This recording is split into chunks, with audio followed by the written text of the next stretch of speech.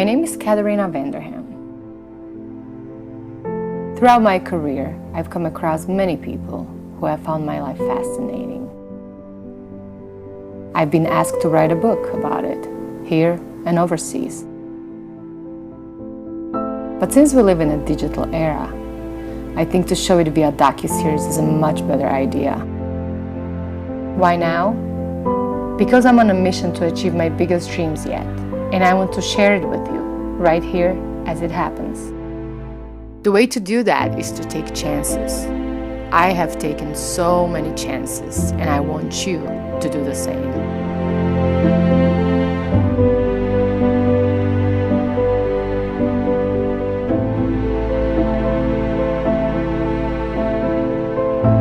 I believe everyone should live life to its fullest potential. I also believe that you should live your life to the fullest.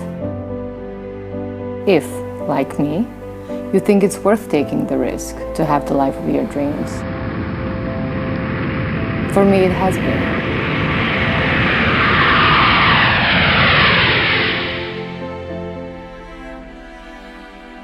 This is my story.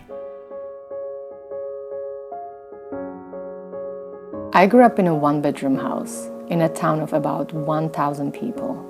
My mom, dad, brother, and I shared the same tiny bedroom that was filled with black mold on the walls. It was very, very tiny. We had a big wood stove in the middle of the room to heat up the house because there was no central heating, there was no plumbing. When we wanted to use water, we had to go outside to the well and just, pump it up. For the bathroom, we used 2 outhouses. In summer, they were filled with flies. The outhouse we used the most was plastered with tear sheets from magazines that we used as insulation. My mom worked as a food server at the town's diabetes and endocrinology treatment center. My dad worked for the National Railways. He operated the railroad track controls that switched the tracks as the trains came rolling by our house. Our house was just a few feet from the train tracks, so every time a train would pass by, the whole house would shake, like there was an earthquake.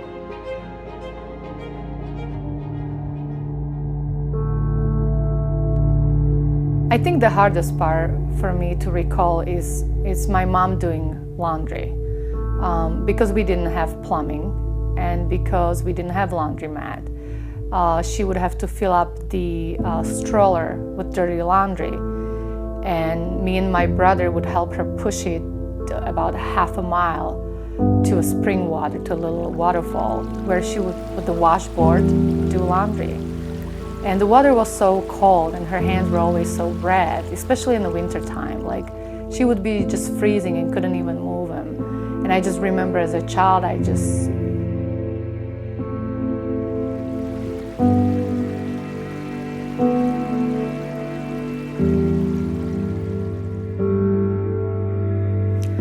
wanted better for her.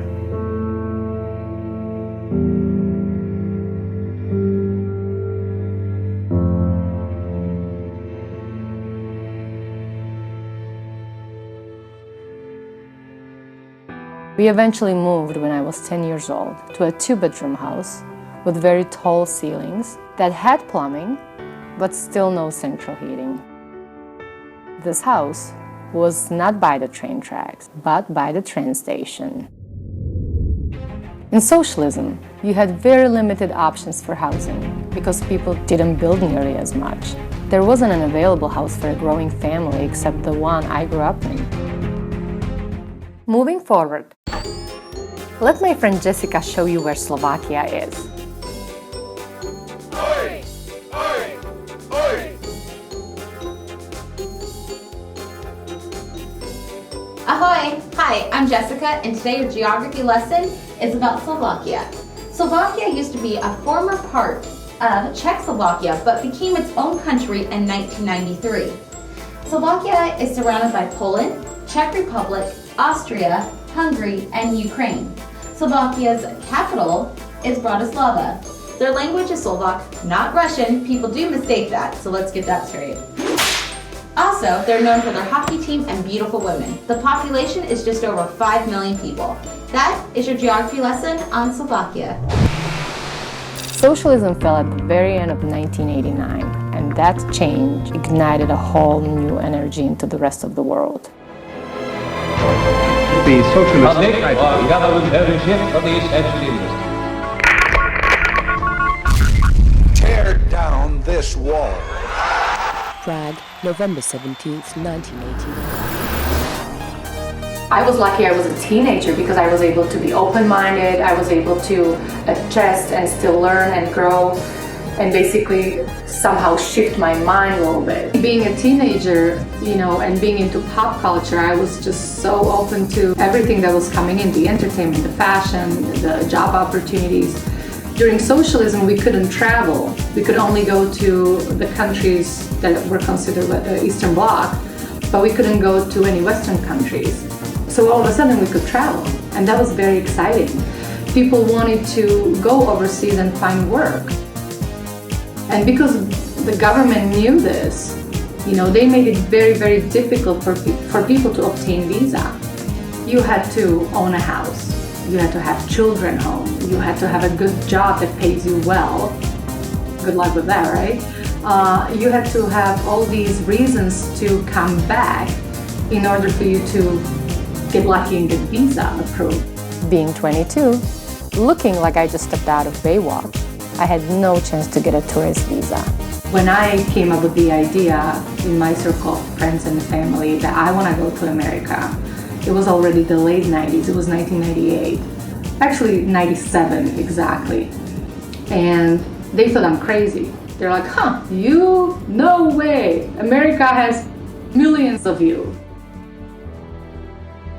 You're gonna get to America?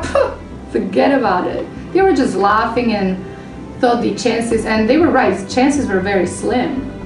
But I just put it in my mind, and I wanted to go to America so bad that I told myself I'll put everything I can and have into this and try my hardest so I know if I get turned down, at least I know I've done everything I could. Many of my friends kept trying year after year, 5 years in a row, and they would not get the visa. So it was very difficult. I think because I watched the American programming throughout the 90s so much, I feel like I've learned the American mentality, and I felt like I know how they think, and I felt I know how to approach it. So I did. With the help of my French boss at that time and a couple of beyond generous strangers, on May 14, 1998, I landed in California.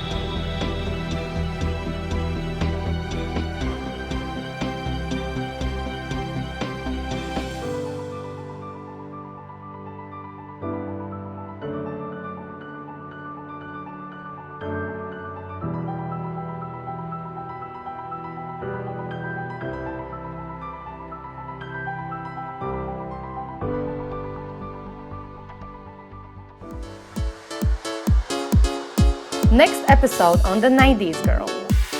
Meet my VIVA GLAM team and join us on a mission to achieve my biggest dream yet. I don't mean to sound like I'm so good.